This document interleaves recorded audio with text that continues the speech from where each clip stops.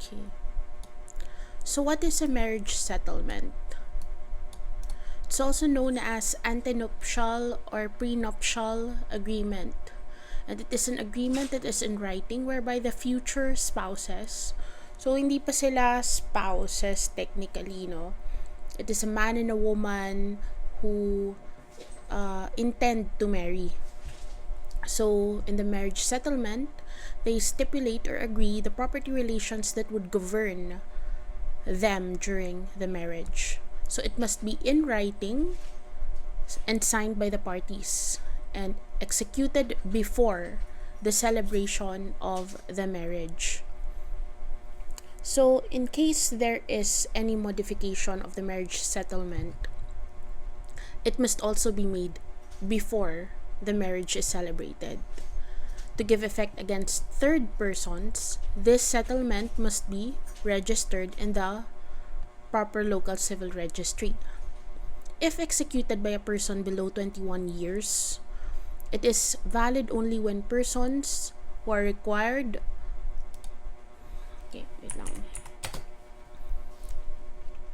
who are required to give consent to the marriage are made parties to the agreement, such as but not limited to parents or guardians of the parties. Kasi diba, napag-usapan natin sa previous video, kapag 18 to 21 years of age, sure, pwede ka na magpakasal, but required na magkaroon ng parental consent first para ma-issuehan ka ng marriage license. So, kung wala kang parental consent, magiging voidable yung marriage. Anyway, regardless, kung sino yung required na magbigay ng parental consent, whether parent or guardian as the case may be, kailangan parties din sila dun sa marriage settlement. So, property regime, it's the lone aspect of marriage that may be subject to stipulation between parties. So, yung loob ng marriage settlement or yung laman ng marriage settlement is yung property regime ng would-be spouses. So, the future spouses may agree upon the regime of absolute community, conjugal partnership of gains, complete separation of property, or any other regime. So, usually yung mga law students, they make the mistake na tatlo lang yung property regime. Sa totoo lang, the man and the woman who intend to marry, they can create their own. So, important yung or any other regime. Pwede silang gumawa ng custom para sa kanila. Yung personalized para sa kanila. Pero meron tayong parang naka-template na pwedeng pagpilian ng spouses kung ayaw nilang gumawa ng sarili nila. Yun yung absolute community, conjugal partnership, or complete separation of property. Yun yung tatlo. Plus, pwede ka rin gumawa ng sarili. Pwede rin kayo gumawa ng sarili ninyo. If parties are both aliens or foreigners, even if the marriage is celebrated in the Philippines, Philippine law on property regimes will not govern. Kasi syempre, nationality principle. In the absence of marriage settlement or when the regime agreed upon is void, the system of absolute community property as established in the family code shall govern. Kasi yung absolute community of property, ito yung default. So, before family code, yung conjugal partnership of gains yung default. So, after maging effective ng family code, absolute community property na. Kung void or kung walang pinili, ito yung mag-govern. If the spouses did not execute a written agreement regarding their property regime prior to the marriage, they can no longer change it after the marriage ceremony has taken place unless they have secured judicial approval. Kaya kailangan nga lahat ng mga revisions, 'di ba? Or lahat ng mga modifications dun sa marriage settlement, kailangan gawin din before the marriage. Kasi kung meron kang valid na marriage settlement prior the marriage, pag nagpakasal kayo, yun na yung mag-govern sa property relations ninyo. Kung void naman yun, magiging absolute community of property. Kung wala kayong sinabi, or hindi kayo gumawa ng sarili ninyo, or hindi kayo pumili, then absolute community of property pa din. Hindi pwedeng wala. So, doctrine of immutability of matrimonial property. Regardless of the change of nationality by either or both of the spouses, the original property regime existing at the start of the marriage prevails. So, parang may touch move tayo dito, no? Once na pumili na kayo, yun na. Kung valid yun, yun na. Kung hindi yun valid, edi ACP. Kung wala, edi ACP. So, kinds of property regime. Again, the parties may create their own or may choose from the following. Absolute community property. So, ano yun? The community property consists of all the property owned by the spouses at the time of the celebration of the marriage, and those either one or both of them acquired during the marriage. So, property acquired during the marriage is presumed to belong to the community unless proved to be excluded therefrom. Yung paggamit ng term na community, yun yung parang common fund nila or commonly owned properties, meaning both sila may-ari. Default if parties do not elect a property regime. If the property regime agreed upon is void, ACP will apply instead. All properties owned by a party at the time of the marriage and whatever they may acquire during the marriage by their work, profession, or industry forms part of their common property or yung community. Neither of the parties may waive his rights, interests, shares, and effects in the ACP except upon judicial separation of property or after the marriage is dissolved or annulled. So, syempre kung na-dissolve yung marriage or annul yung marriage, void ab initio, so, madi-dissolve yung ACP kasi it's as if walang marriage. Or pwede din na for certain situations, the court will order the judicial separation of property. The judicial separation of property is different sa complete separation of property regime. Yung judicial separation of property, we'll talk about this later. Ano yan decree ng court na i-separate nyo yung property nyo. So, inclusions in the ACP. When I say ACP, it means absolute community of property. All properties owned by the spouses at the time of the celebration of the marriage. So, lahat, the moment na mag-enter sa marriage, what you own, what the wife owns, or what the woman owns, what the man owns, when they marry, the time of the celebration of the marriage, all of their properties form part of the community. All properties acquired during the marriage, so after the celebration of the marriage until the marriage is subsisting, and winnings from gambling, except for obligations resulting therefrom. So, pag losses, syempre, born sa separate property, pero kapag winnings, it will form part of the community property. So, let's talk about administration. So, the administration and enjoyment of the community property shall belong to both spouses jointly. However, in case of disagreement, the husband's decision shall prevail. Medyo patriarch yung laws natin in the family code. However, the woman is not without recourse, subject to recourse to the court by the wife for a proper remedy within 5 years from the date of contract. So, pag merong contract na pinasok si husband, tapos ayaw ni wife, may disagreement sila, pwede namang mag-petition si wife sa court. Yun nga lang, mas matrabaho, diba? Anyway, exclusions from the community property. Properties acquired from a previous marriage, if any, before the subsequent marriage. So, kasi diba, it's possible na merong prior marriage tapos nagkaroon ng second. Of course, hindi valid yung bigamous marriage. Ano yung mga situations na pwede natin ipasok dito? Kunwari, namatay yung asawa ng isa. So, widow na siya or widower.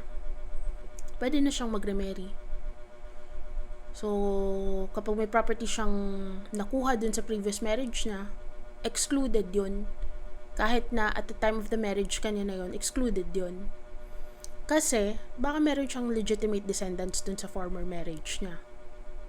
So, kawawa naman yung mga, say, for example, anak niya dun, diba? Kung isasama yun sa second marriage, edi nag-iba na, naggulo-gulo na. Next is property acquired during marriage gratuitously. during marriage, such as donation, succession, and the fruits of such properties.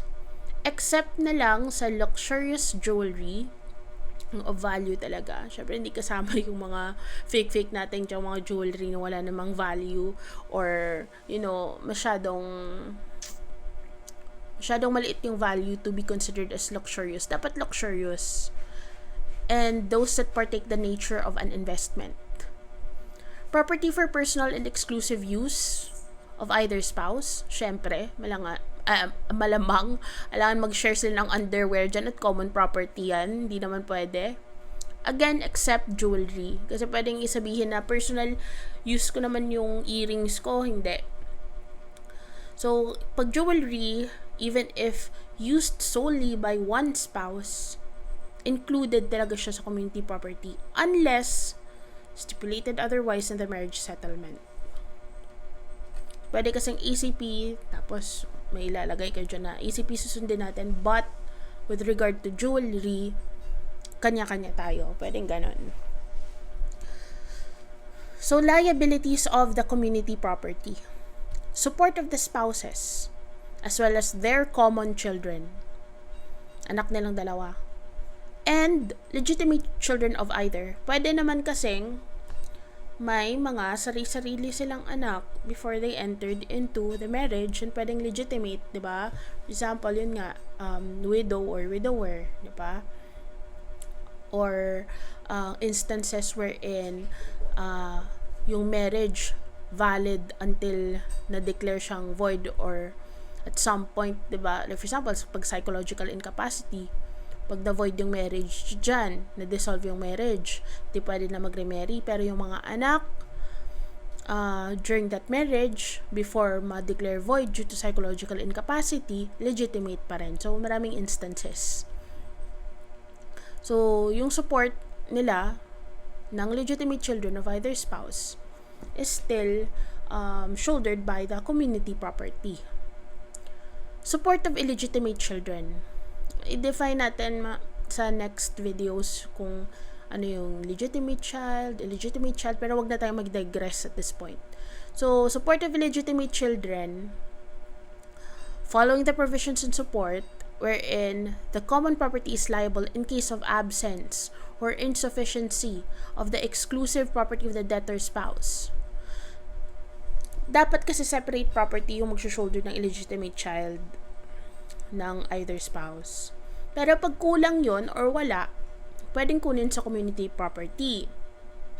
However, the payment shall be considered as an advance on the share of the debtor's spouse kung sino yung parent ng illegitimate child na yon.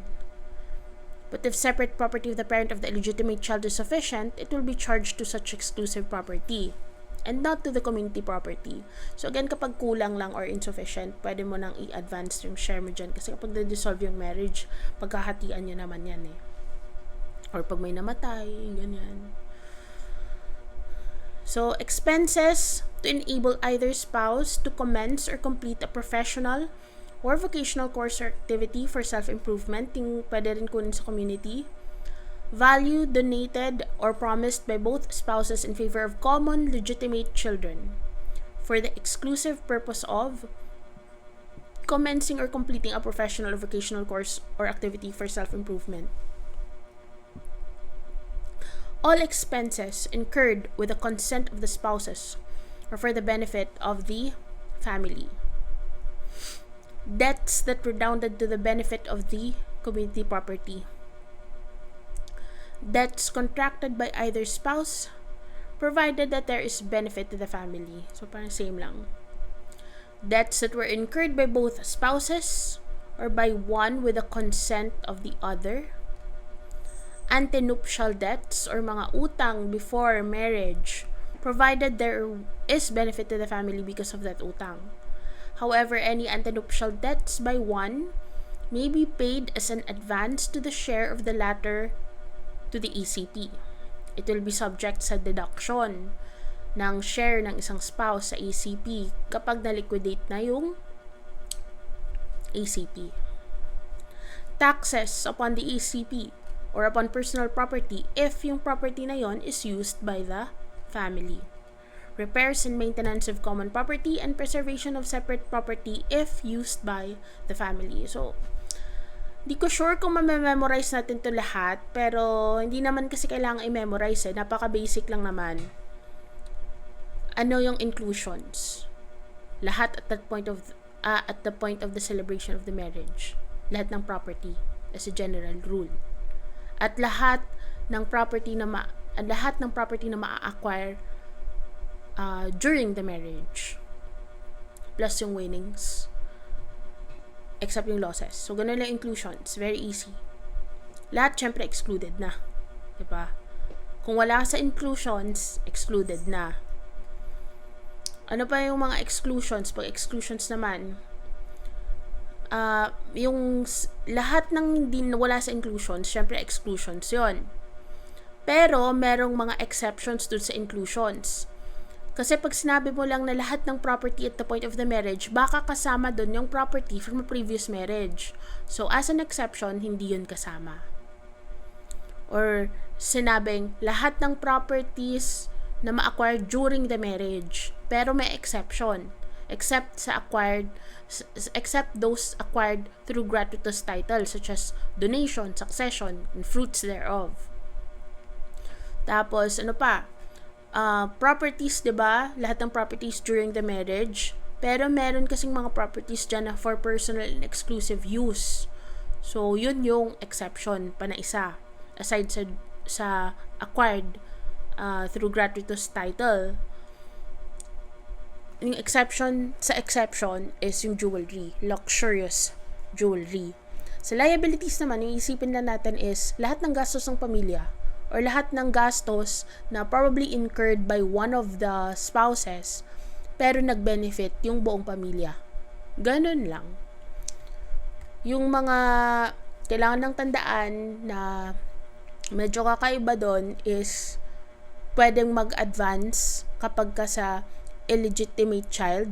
Illegitimate child, syempre hindi naman yung technique. Although, parent siya, pero yung sa as far as like the family is concerned, yung legitimate family is concerned, di ba sila lang doon. So, outside doon, separate property na. Pero, pwedeng parang umutang, quote-unquote, sa ECP, tapos, ibabawas na lang sa share ng isang spouse na dapat separate property nga nag-cover doon. Kung hindi sapat yung separate property niya. Tapos yung mga para sa separate property, basta mag-redown sa benefit ng family. So again, lahat ng nagbe-benefit sa family, liability, common property or community property yung sasalo.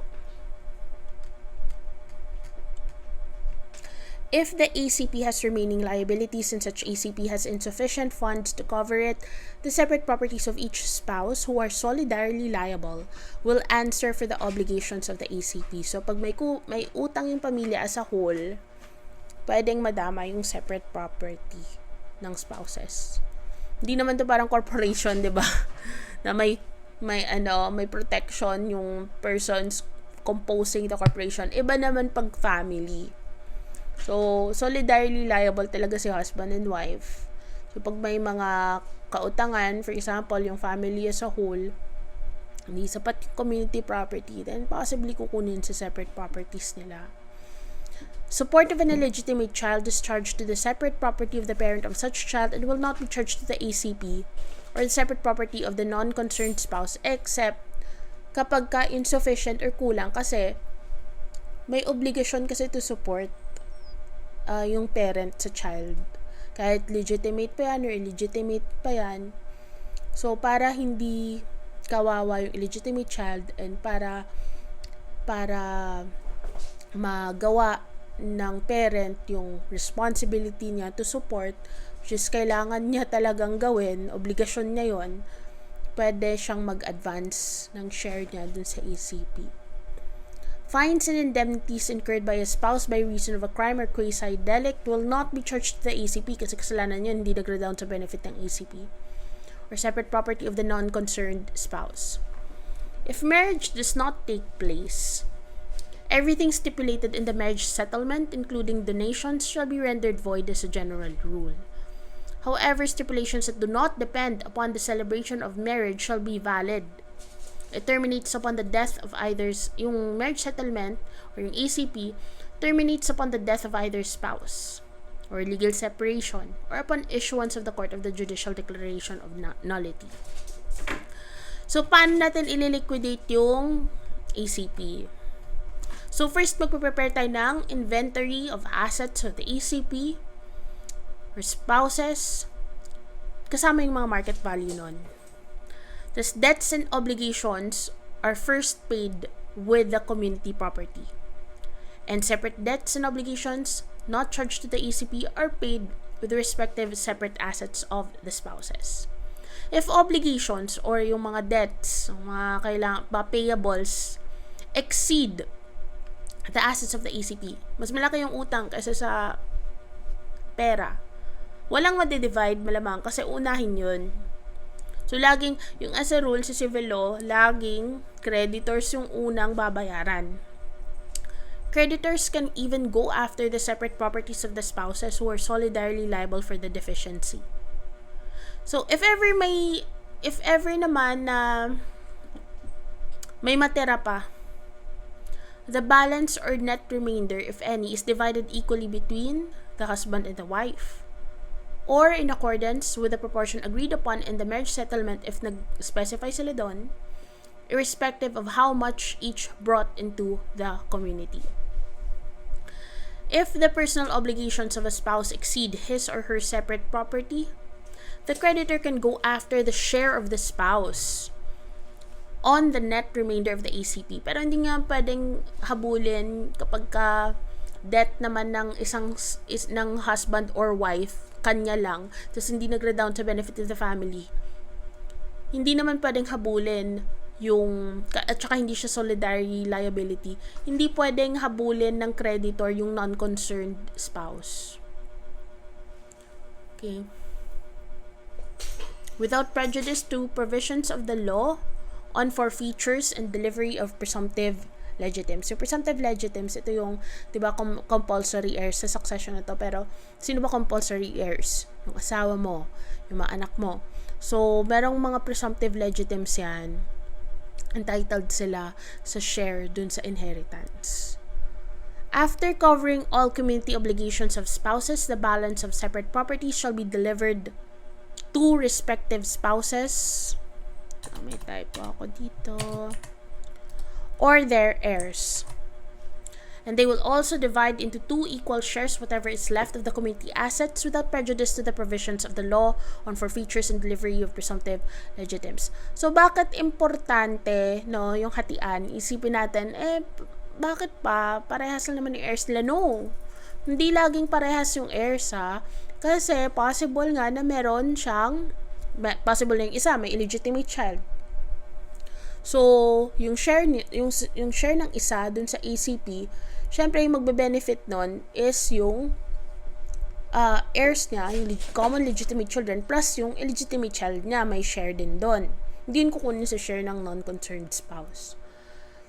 Kapag meron din siyang legitimate children sa iba pang, sa previous marriage, for example. So, iba-iba ng heirs. Kahit mag-asawa, hindi parehas ng heirs yan. So, presumptive legitims are delivered to common children, and the conjugal dwelling goes to the spouse with whom the majority of the common children choose to remain. Or if below 7 years of age, the child is deemed to have chosen the mother, or whoever the court chooses in case of lack of majority. Kasi pwede namang i-honor ng court. Yung court kasi best interest of the child as a rule. So, kahit may rule pa yan na pag 7 years of age sa nanay, kung incapable naman si nanay, or kung addict si nanay, or kung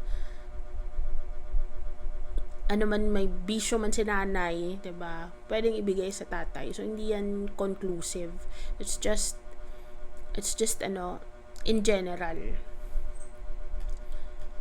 Okay, next regime, conjugal partnership of gains. In this regime, the spouses retain ownership of their separate property.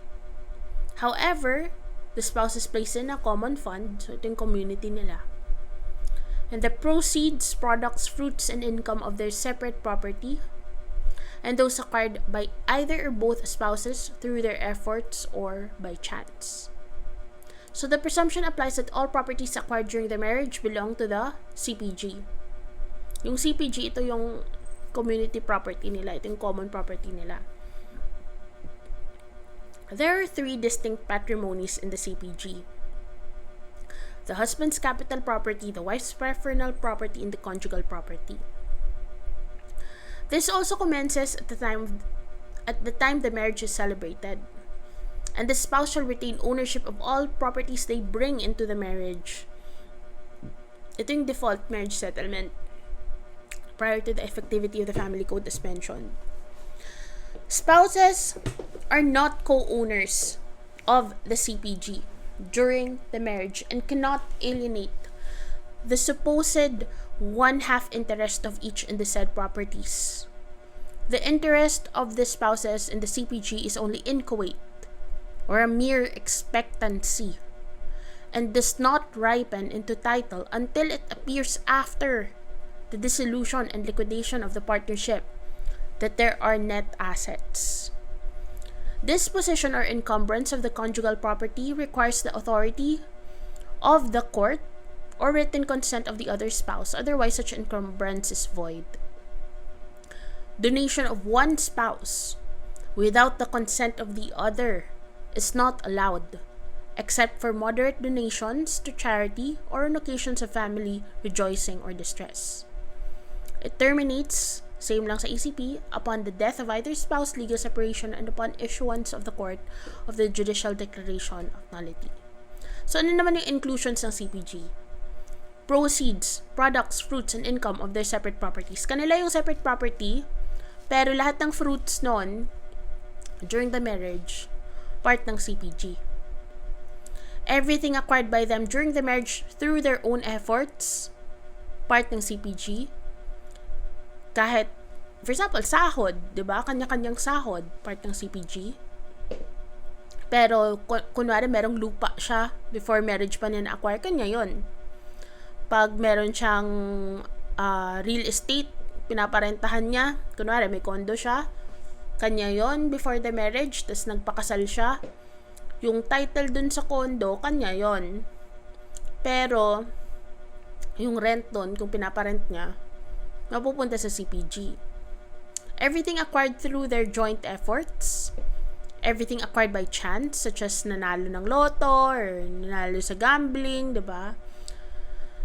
Pero again, yung losses born sa separate property nung nag-gamble. Specific properties acquired by owner's title during the marriage at the expense of the common fund, acquired through the labor, industry, work, or profession of either both of the spouses. So, same lang dun sa kanina. Fruits from common property. And net fruits of the exclusive property of each spouse. Siyempre, babawas mo dun yung, pag sabi mong net, babawas mo dun yung parang, yun na yung pinaka-profit mo, kumbaga. Siyempre, babawas mo yung maintenance mo dun, yung operational costs mo, kung business siya. Share of either spouse in hidden treasure, whether as finder or owner of the property where the treasure was found. Livestock existing at the dissolution of the partnership in excess of what is brought by either spouse to the marriage. Moral damages, inclusions to moral damages arising from a contract paid from the CPG. Any credit from loans contracted during the marriage, including property acquired therefrom. Property purchased by installment, paid partly with conjugal funds, if full ownership was vested during the marriage. The CPG shall reimburse the owner's spouse for the partial payment made by the spouse's exclusive money and their property. So, parang bibilhin ng CPG. When improvement is made on exclusive property if the original value is less than the new value, becomes conjugal property subject to reimbursement of the value of the property of the owner's spouse by the CPG upon its dissolution, and property belonging to one spouse which is converted into another kind, totally different in nature from its original form during the marriage, is conjugal in the absence of proof that the expenses of the conversion were exclusively on account of the original owner spouse. Of course, this is subject to reimbursement of the value of the original property from the conjugal partnership. Okay, same lang yung sa administration and enjoyment. It shall belong to both spouses jointly.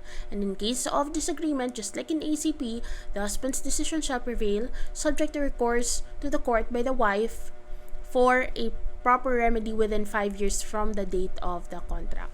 Exclusions naman tayo. Property brought into the marriage by each spouse as their own. Ito yung difference sa ECP. Properties acquired during the marriage by a gratuitous title, such as donation, inheritance, and the fruits therefrom, except if stipulated otherwise. Same lang to sa ECP.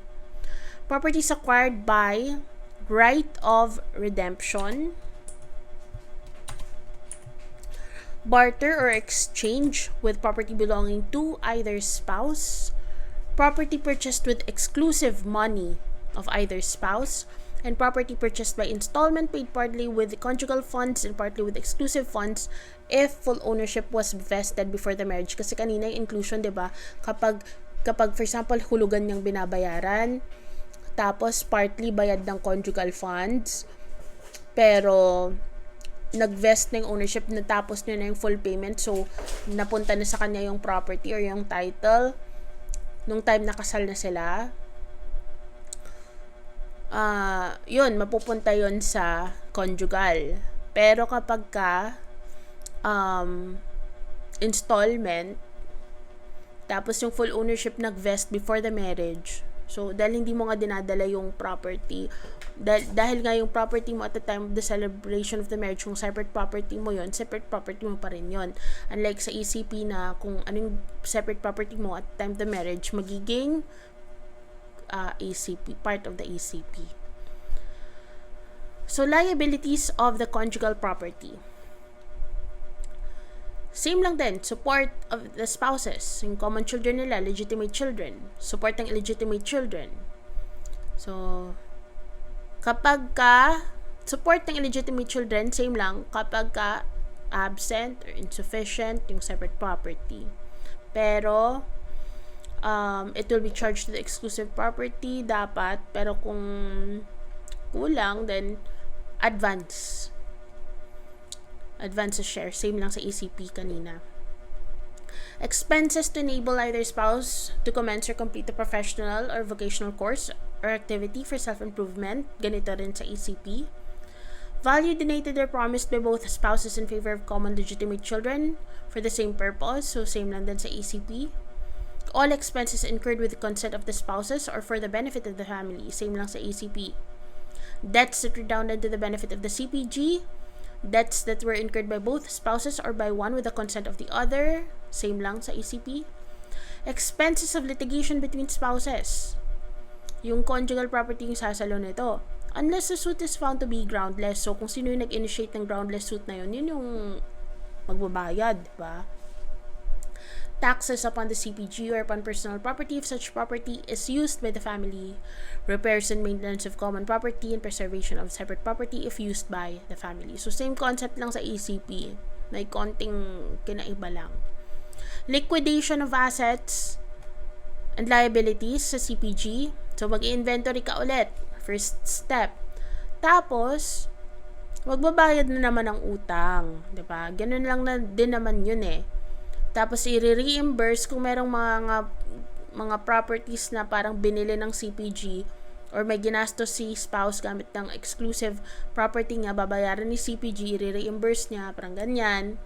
Diba? Pero, yon parang same lang. Basta yung maiiwan, yun yung paghahatian. Indemnification for loss or deterioration of movables belong to either spouse, even due to a fortuitous event. Basta ginamit for the benefit of the family, ibabawas yun sa CPG.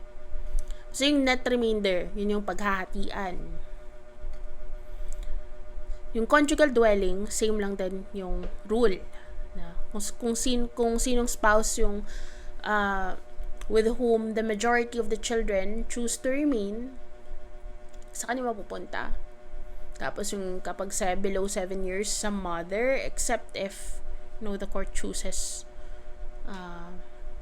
the other spouse. Rules in case of termination of a marriage by death or of one of the spouses. Sabi ng Article 104 of the Family Code, ililiquidate. Tapos, pag liquidate, settle yung estate ng deceased spouse. Kapag walang judicial settlement kapag walang judicial settlement proceeding na na-institute sa surviving spouse,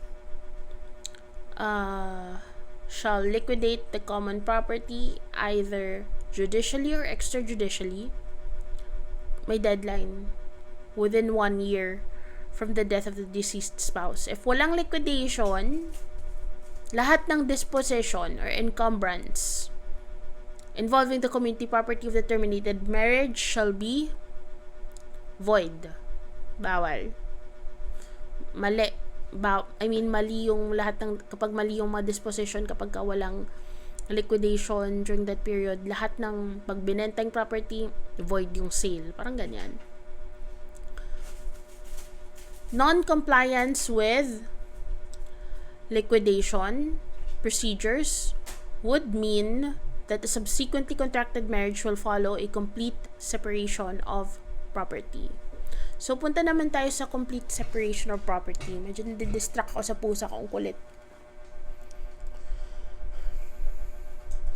So, each spouse has complete control and ownership of his or her own properties, which include all earnings from his profession, business, or industry, and all fruits, natural, industrial, or civil, due or received during the marriage from his or her separate property. Expenses of the family shall be shouldered by the spouses in proportion to their income, or in case of insufficiency or default thereof, to the current market value of their separate properties. This is a default property regime when there is reconciliation between spouses who are separated. Administration of exclusive properties will be transferred by the court between spouses when one becomes the spouse's guardian, or one spouse is judicially declared an absentee, or one spouse is given the penalty of civil interdiction, or one spouse becomes a fugitive. Okay. So, property regime of unions without marriage. Nagcohabit sila, but with no impediment. Meaning, pwede silang mag-marry. Kaso they didn't. Salaries and wages are owned in equal shares. Properties acquired through exclusive funds remain exclusive unless there is proof to the contrary. Properties acquired by both through work and industry are governed by rules of co-ownership. Properties acquired while living together are owned in equal shares since it is presumed to have been acquired through joint efforts unless the contrary is proven. Where only one party to avoid marriages in good faith, the share of the guilty spouse is forfeited in favor of the common children. If there are no common children, it shall belong to the innocent spouse. Paano naman kapag union without marriage pero may impediment? Wala silang legal capacity to marry. Salaries and wages are separately owned by the parties. Properties acquired through exclusive funds remain exclusive. Properties acquired by both through work and industry are owned in common in proportion to their respective contributions. Properties acquired while living together are owned by one through the extent of actual contribution, and if one party is validly married to another, his or her share in the co-owned properties will accrue to the common property of his or her existing valid marriage. Okay. So now let's go to donation propter nuptias. Donations between spouses before marriage stated in their marriage settlement. Ito yon.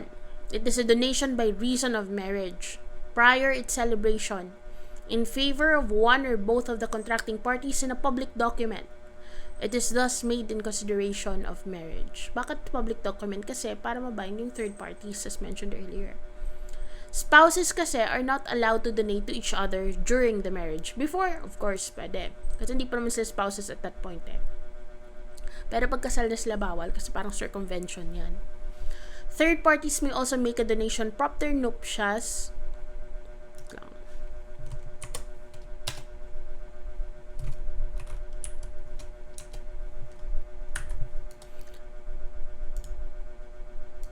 In favor of marrying parties. Depending on the chosen marriage settlement, if it is not ACP, parties are prohibited to donate more than 1/5 of their present property. Bakit?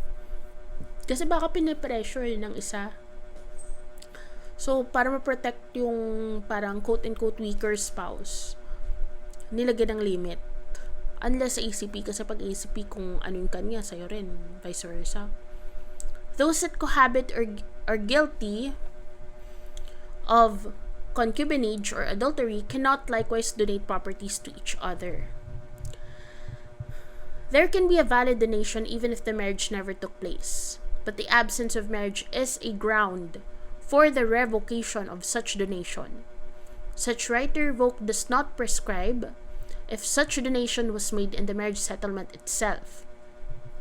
However, if donation is made in a separate instrument, it prescribes within 5 years from the supposed date of marriage. Donations may be revoked due to acts of ingratitude of the donee towards the donor. And the donor has 1 year from the knowledge of the fact of ingratitude to bring the suit for revocation. Donations excluded are, excluded yung donations na bawal ibigay sa spouse. So, ito, pwedeng ibigay sa each other. Hindi siya void. Okay, valid to. Ordinary wedding gifts given after the celebration of the marriage. Donations in favor of future spouses made before marriage but not in consideration thereof. And donations made in favor of persons other than the spouses even if founded on the intended marriage. Okay. So, donations between spouses during marriage. Diba, as a general rule, spouses cannot donate to each other directly or indirectly, and donations made by spouses to each other during their marriage are void. Kasi ito yung mga donations inter vivos or while they are alive. An exception is if it is a donation of moderate gifts on the occasion of any family rejoicing. So, okay lang to. Hindi to invalid or hindi to void. A spouse cannot donate to persons which the other spouse may inherit from, as it constitutes an indirect donation. Parang sinircumvent mo eh. Donation between common law spouses fall within the provision prohibiting donations between spouses during the time of cohabitation. So, about sale. As a general rule, bawal din mag-sell sa each other. Kasi parang donation lang yan eh. Pwedeng, for piso or pwedeng sobrang baba ng consideration or something. Parang circumvention din siya. When the separation of property was agreed upon the marriage settlement or except when separation of property was agreed upon. So, kapag complete separation of property regime yung property regime nyo, then pwedeng magbentahan. Oh my God, ang kulit na ang pusa ko. When there has been a judicial separation of property. Yun yung exceptions na pwedeng sale between spouses. Pero as a general rule, bawal. So, sufficient causes for judicial separation of property. Ito yung sinasabi ko kanina na iba to sa complete separation of property regime. Ito yung pag in-order ng court na mag-separate ng property yung spouses. So, the spouse of the petitioner has been sentenced to a penalty which carries with it the penalty of civil interdiction. The spouse of petitioner is judicially declared an absentee. Loss of parental authority of the spouse of petitioner has been decreed by the court. spouse of petitioner has abandoned the latter or failed to comply with his or her obligations to the family, the spouse granted the power of administration of the marriage settlement and such power was abused. And at the time of the petition, the spouses have been separated, in fact, for at least 1 year, and reconciliation is highly improbable. Grounds naman for return to previous regime, pwedeng ibalik. Pag separate, pwedeng ibalik. Na terminating civil interdiction. Yung civil interdiction, yung penalty. Like for example, may crime, tapos may kasamang penalty na civil interdiction. So, bawal mong marami kang limitations dyan. So, probably kasama dyan na bawal mong i-administer yung property mo and things like that. So, ayun. Pero pag tapos naman to, kasi temporary lang naman to, pwede nang ibalik. Reappearance of the absentee spouse. Restoration of the parental authority of the spouse deprived of it when the spouse who left the conjugal home returns. Okay. Provided there is no legal separation. When the court is satisfied that spouses who abuse the power of administration will not abuse such powers again, and such court authorizes the resumption of said administration, or may reconciliation and resumption of family life after de facto separation, and when spouses agree to the revival of their former property regime. So that's it for property regime or property relations. The next topic natin is children. And then the family, kasama dyan yung family home, parental authority, ganyan. And then we're done with the family code. Okay, sige, see you sa next video.